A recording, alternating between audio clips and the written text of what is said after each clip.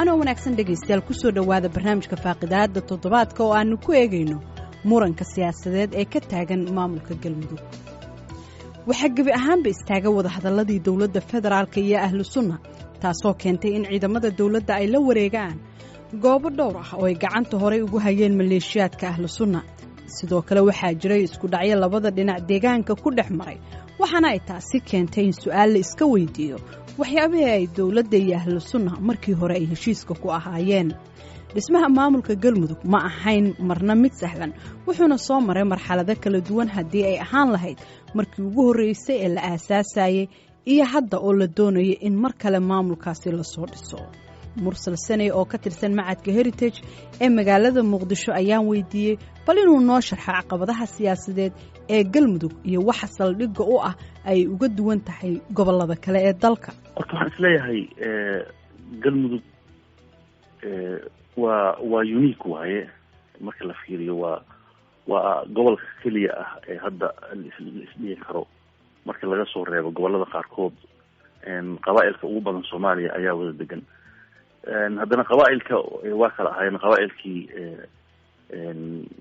inta badan dagaalada sokeeye ay saameeyeen oo hubka qaatay ayaa u badan oo dagaalada meelahii ay ka dhaceen badankoodana ay saameyn ku yeelatay marka waa lagu dhibtooda maamul sameyntii waxaan rajaynayna marka inaan dib loogu laabanin wixii 2014 iyo 2015 soo dhacay oo laga faa'iidaysto fursadda taalay oo wax dhisan oo aan u baahnayn ku noqosho inay noqoto marka galmudug waa ka duwan tahay gobollada kale dadka deganna waa dhifoon yihiin oo ma aha gobollada qaarkood oo si fudud xuquuqdooda lagu dulsiinaa marka dadka xuquuqdooda yaqaana ayay u badan yihiin communitiska degan gobolka heshiiskii ugu dambeeyey ee bishii May ay wada gaareen dowladda federaalka iyo ahlu sunna waxa uu keenay in ay kala jabaan dhinacyadii Jabuuti ku soo heshiiyey ee ahlu sunna iyo maamulkii galmudug ee xaruntiisu ahayd magaalada Cadaado oo isaga laftirkiisa kala qaybsamay markii dambena u soo guuray magaalada Dhuusamareeb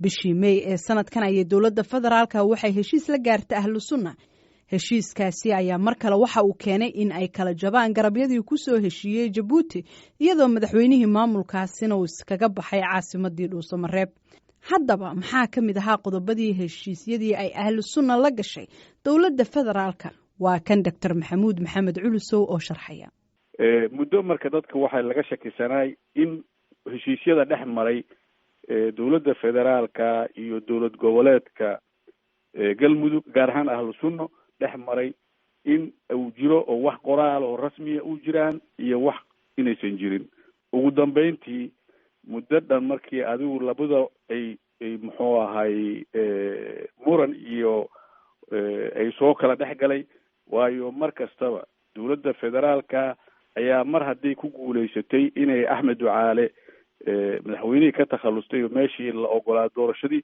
ayay haddana go-aan labaad waxay ku gaartay iyadoo aysan ku dhawaaqin laakiin ficilkeeda ka muuqday in ay ka noqoto wax alla wixii heshiis ay la gashay muxuu ahay dowladdii ahlu sunna ay la gashay marka sidaas darteed halkaas waxaa soo baxay isjiijiid dheer oo wakti badan qaatay iyo hoose taasna wuxuu dhalay in markii dambe lasoo saaro laba qoraal oo caddeynaya inay heshiis wada gaareen dowladda federaalka iyo ahlu sunna waljamaaca heshiiska hore waxa uu dhacay 30 bishii June 2019 wuxuu ka koobnaa mataqaanaa maaragtay muxuu ahay 5 qodob qodobadaasna qodobada ugu muhiimsanaa wuxuu ahay sidaan filayo qodobka afraad oo ku saabsanay in xildhibaanada 89 ah oo golaha baarlamaanka uu leeyahay galmudug in 35 ahlu sunna ay soo magacaawdo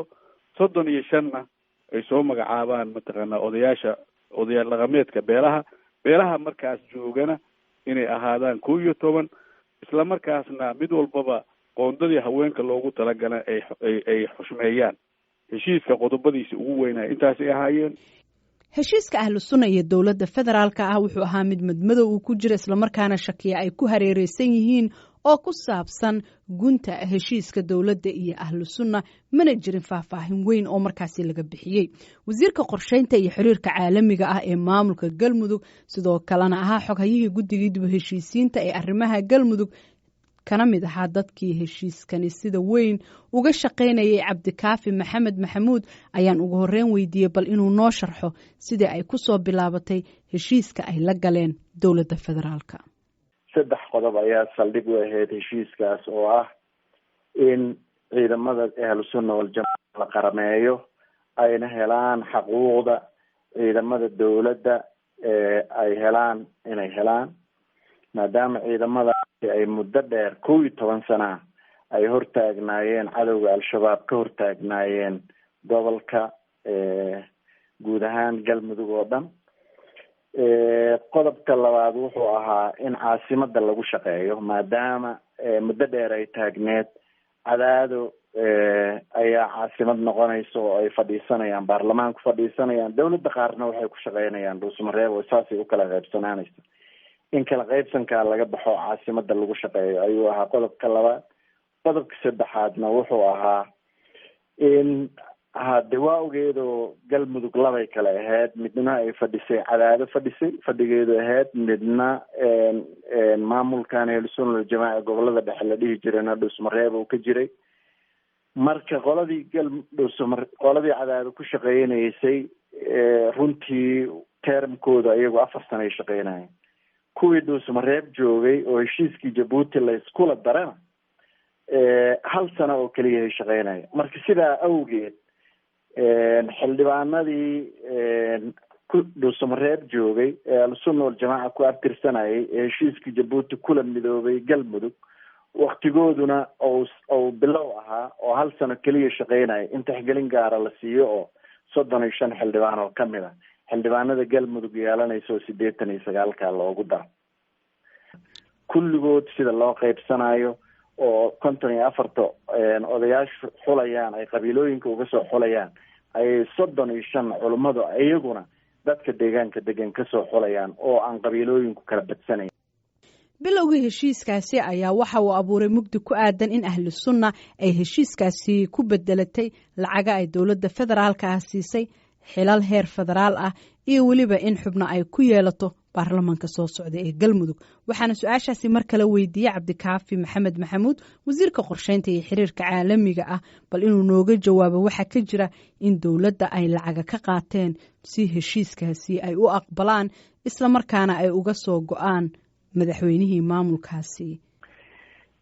heshiisyada keliya hoon danaynaynay waxay ahayd anagu aynu galnay kuwo lacaga ma ogin, lama aynaan gelin dowladda hadday jiraan oy dowladdu haysana xogtaas ayada ayaa sheegi doonta. xelo lama aynaan gelin, lacag kulama aynaan heshiin. waxaan kula heshiinay in deegaankaanu hormaro, deganaansho gaaro, la mid noqdo degaanada kale la mid noqdo maadaama uu dibdhac xoog loo jiray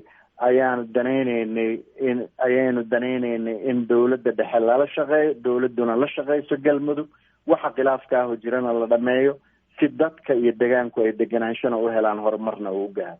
hadday lacagu jirto waxaan ka rabnaa inay dowladdu sheegto, dowladda dhexe sheegto. hadday xilal jireen inay dowladda dhexe sheegto.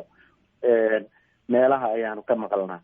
waana codsanaynaa hadday jiraan cid dukumenti haysa ama cid dowladdu hadday arrintaa xog ka hayso inay sii dayso. wasiirkeedu arrimaha gudow marar badan uu hadlay, qodobadii lagu heshiiyo sheegay, lacag ma uusan sheegin. hadday jiraan hadda kabacdina waa u baahannahay in la sheego oo si saxa loo caddeeyo. inkastoo aynu la xiriirno wasiirka arrimaha gudaha cabdi maxamed sabriye si uu uga jawaabo waxa dowladdiisa uga qorshaysan heshiiskii ahlu sunna iyo weliba qaabka looga gudbaya caqabadaha hadda jira, haddana waxa uu ka gaabsaday inuu nala hadlo. balse goor sii horeysay uu ka hadlay heshiiska ahlu sunna iyo dowladda federaalka isagoo xusay in inkastoo heshiiskaasi uu jiro haddana ay taagan tahay ama ay soo baxday in odayaasha dhaqanka ay yihiin kuwa iska leh fulinta heshiiskaasi oo ay dowladda federaalka keligeed fulin karin heshiiskaas, inkastoo dhanka kalena ay markii horeba saxiixeen. fahamkayga waxay ahlu sunna wal jamaaca wareegtadan baraha bulshada u soo dhigeen in ay caddayn uga dhigtaan in laga ballan qaaday 35 ka mida 89 xildhibaan ee golaha wakiilada galmudug loo dhisi doono. intaas cid ka dafirtay oo aan ogahay ma jirto. sidaan hore usoo sheegay, waa qiimihii looga iibsaday midnimada galmudug iyo albaabka wadahadalladu inuu furmo. waxaa isweydiin leh, sidee loo fulin karaa ballanqaadka loo sameeyey ahlusunna waljamaaca? yay ku xiran tahay? jidkee loo maraa? waqtigeedii ma la gaarin? waxay u muuqataa in ahlusunna waljamaaca aysan arrimahan wax badanba iska weydiin. dowladda federaalku waxay juhdi kasta ku bixinaysaa in ballanqaadkaasi fulo. waxaase la rabaa in la ogaado in dastuurka federaalka iyo dhammaan kuwa dowlad goboleedyadu si cad u qeexayaan in xulista xildhibaanada golaha wakiilada dowlad goboleed kasta ay tahay mas-uuliyadda dhaqanka beeraha degan dowlad goboleedka.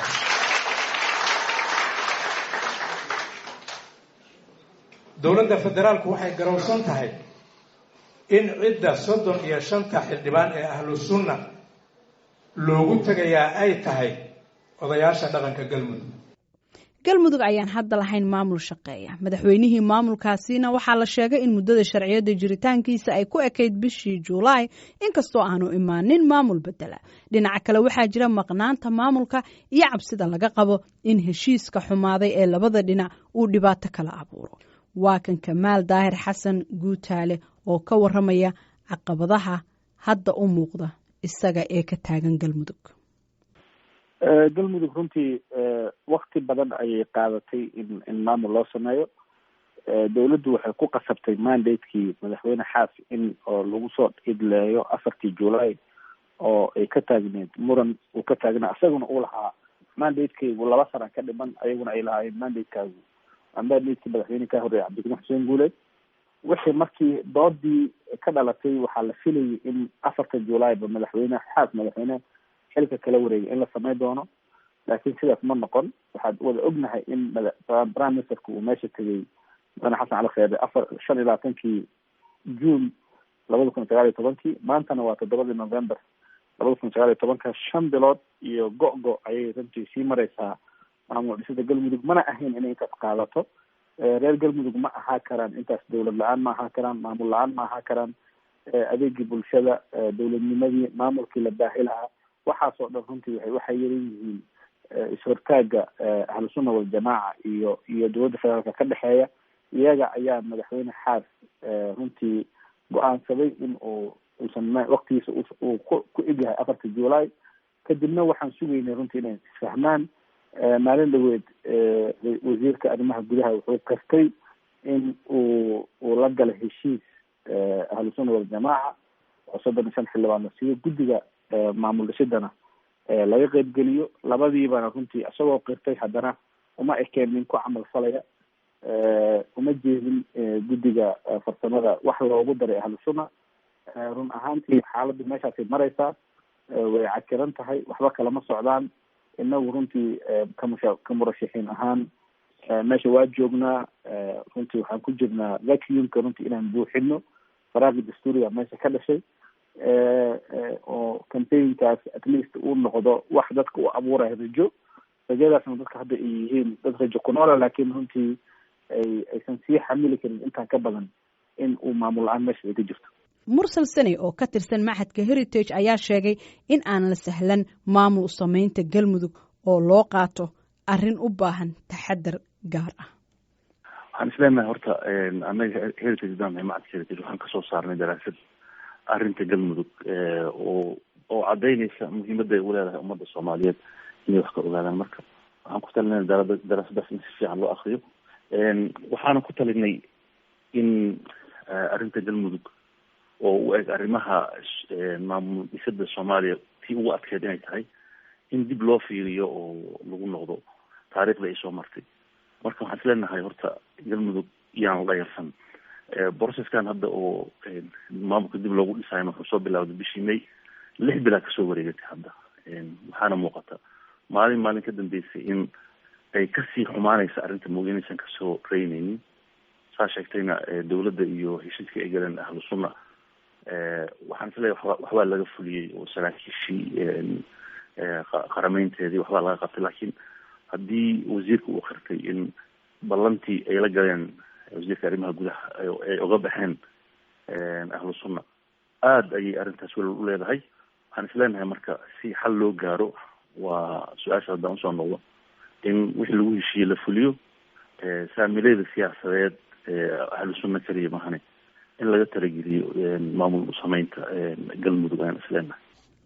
ciidamada dowladda ee galmudug ku sugan ayaa la wareegay dhowr goobood oo ay horey u joogeen maleeshiyaad ka tirsan ahlu sunna, waxaana hadda meesha keliya ee labada dhinac ay wada joogaan ay tahay cabsiduna ay ka jirto magaalada dhuusamareeb.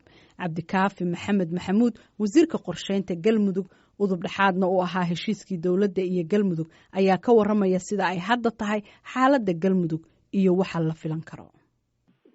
ciidamada laleeyahay magaalooyina gacantooda ka baxay, magaalooyinkaasi gacantooda waxay ku jiraan ciidamadii ahlu sunna.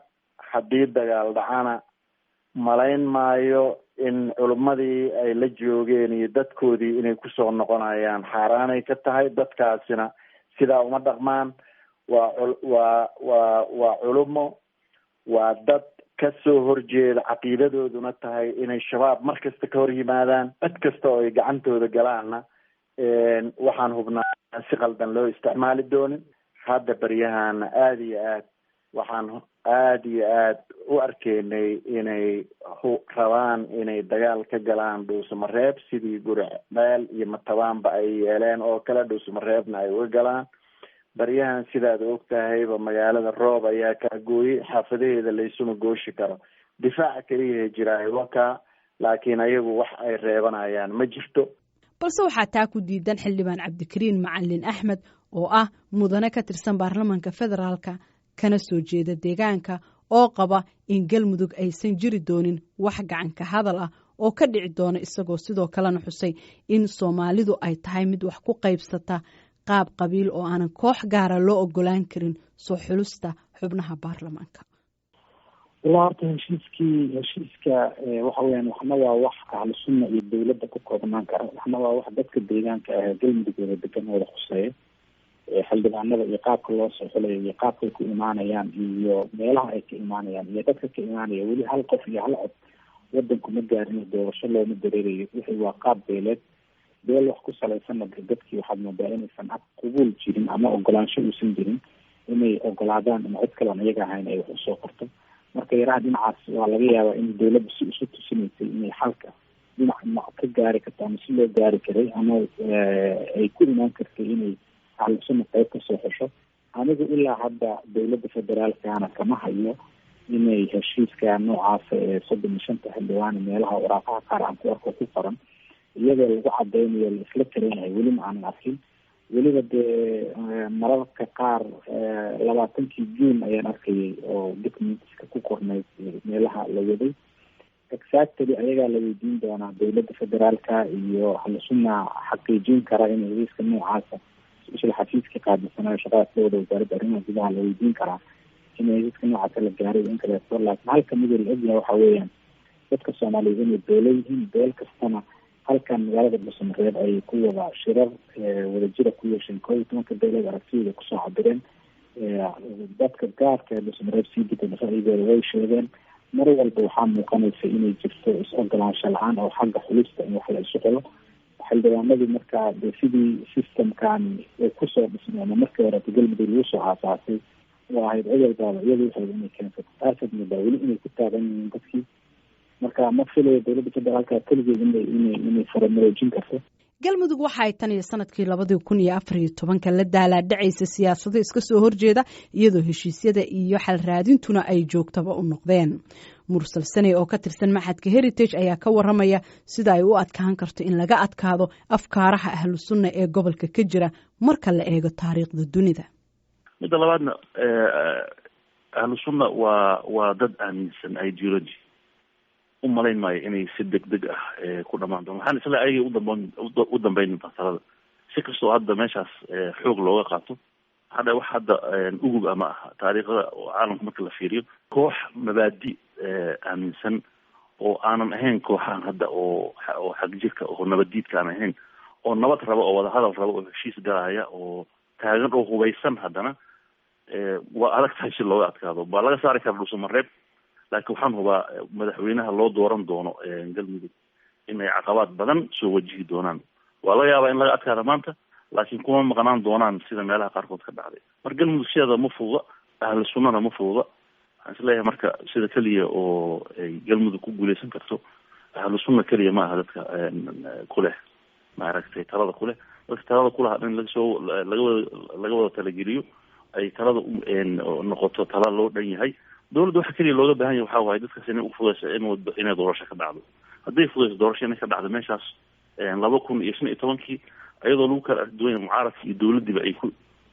tartamayaan meesha ayaa waxaa laga shaqeeyey doorasho lagu wada qanco inay dhacdo marka doorasho lagu wada qanco inay ka dhacdo meeshaas dawladda waa yeeli kartaa awooddaas waa leedahay dhaqaalaheeda waa haysaa kartidan waa leeyihin aaminsanahay madaxweynaha iyo ra-iisul wasaaraha oo labada gobol ka yimid marka inay ka shaqeeyaan in dadka faamiliyada siyaasadda oo talada ku leh gobolka in talada qeyb laga wada siiyo ay qeybta ay kuleeyihiin ka qaataan ahlu sunnana loo tixgeliyo waxay kasoo shaqeeyeen waa laga adkaan karaa maanta laakiin guushaas ma aha guul meel dheer gaari doontaan isjijiidka siyaasadeed ee u dhexeeya maamulada gobolada dalka iyo dowladda dhexe ayaa ah mid guud ahaanba saameeyey maamulada dalka waxaana meesha ka baxay maamulo hore oo ay madaxdoodu adeeci waayeen dowladda dhexe sidoo kalena waxaa hadda taagan arrimaha jubbaland iyo galmudug oo 6 bilood ee u dambeysay uusan nidaamkoodu shaqayn islamarkaana aanay dadku ka helin adeegyadii ay u baahnaayeen waa kan mid ka mid a musharaxiinta u taagan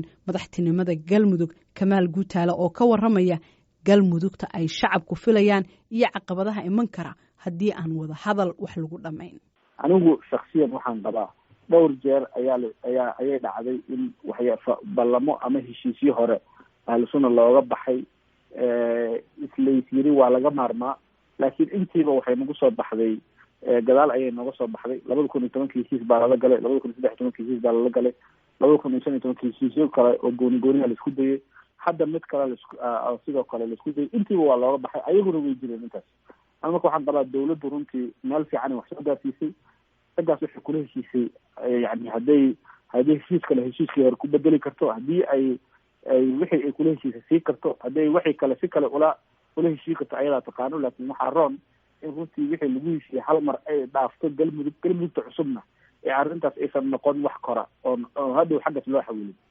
marka anigu ma rabna culayskaas in hadhow mar dambe galmudug dambe loo xawilo waxaan rabnaa in hadda galmudugtan ay intaan la dhisin ay wada xaliyaan mar insha allahu tacala walaac badan ayaa dadka qaarkiis ay ka muujinayaan mustaqbalka sida ay u wada shaqayn karaan ama u sii jiri karaan maamul goboleedyo dadkooda matala una shaqeeya federaalkana aanan ku mashquulin sidoo kalena uu federaalku madax banaaneeyo dhismahooda iyo howlahooda waa kan Dr. Culusow oo ka waramaya waxa laga filan karo mustaqbalka galmudug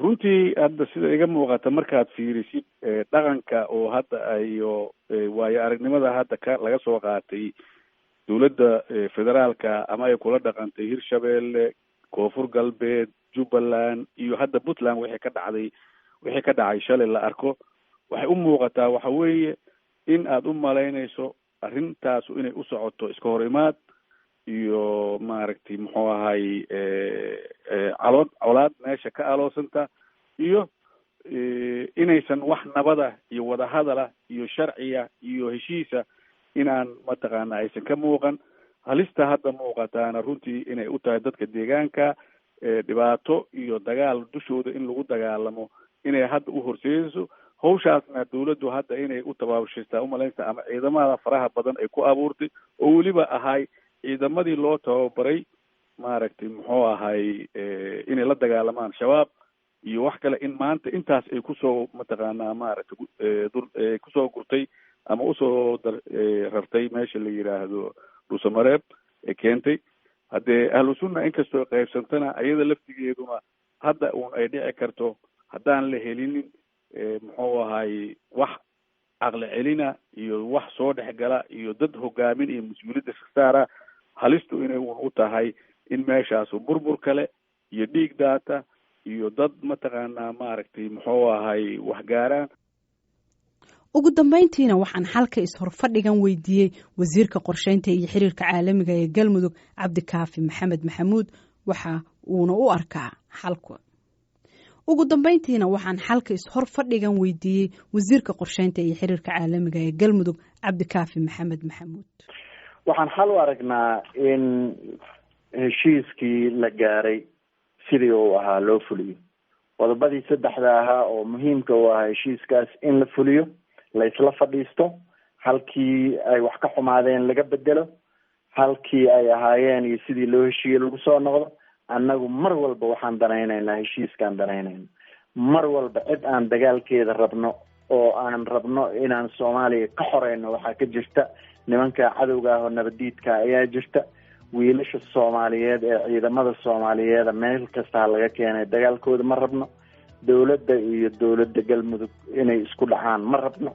waxaan rabnaa in madaxda miirkooda soo noqdo, madaxda dawladda dhexe ay si hufan oo fiican oo ka wanaagsan sida hadda wax ku socdaan inay inta la fadhiistaan dadkii ay la heshiiyeen ay si toos u heshiiyaan. anigu waxaan ahaa ninkii wasiirka arrimaha gudaha iyo ra-iisul wasaaraha iyo cid kasta halkan kusoo dhaweeyey, airboortka kasoo dhaweeyey, sheekh shaakir madaxa xukuumadda sidoo kale. waxaan leeyahay oo aan halkan uga baaqayaa inay taliso, caqligu taliyo, inay mas-uuliyaddu taliso, in dawladdu la fadhiisato maamulka galmudug ee hadda ku haray dhuusamareeb, markaana la xaliyo waxa yaryaree jira waa la xallin karaa ee la xaliyo, oo aan ognahay 3 qodob ay u ahaayeen saldhig. isku soo wada duuba dawladda dhexe ayaa laga rabaa in ay xal keento si loo dhammaystiro dhismaha maamulka galmudug oo muhiim u ah doorashada 2021 si loo helo maamuladii dalka oo dhammaystiran soona xulan kara xubnihii uga mid noqon lahaa baarlamaanka Soomaaliya oo hadda ka kooban 2 aqal. intaas ayaana dhegeystayaal ku soo gabagabeynaa barnaamijkii faaqidaada toddobaadka oo guud ahaan toddobaadkan aanu ku eegnay arrimaha siyaasadeed ee ka taagan galmudug. intaan mar kale ku kulmi doono barnaamijkan oo kalena nabadgelyo.